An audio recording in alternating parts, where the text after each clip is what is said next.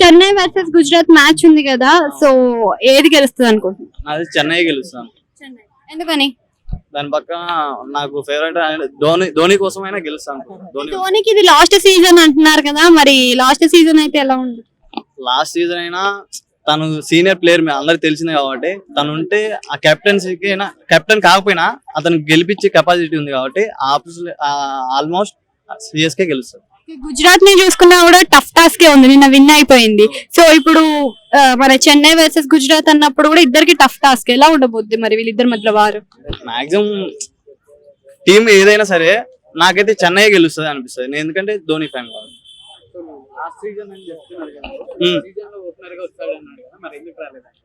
Opener అంటే ఆ match ని బట్టి వచ్చింది కానీ ఓపెనర్ తనే రావాల్సిన అక్కర్లేదు కదా. ఓకే, బాగుంది, గుడ్.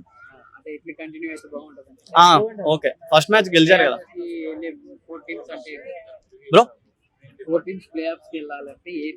నేనైతేనా ఒకటి బెంగళూరు, ముంబై, చెన్నై, ఇంకోటి పంజాబ్.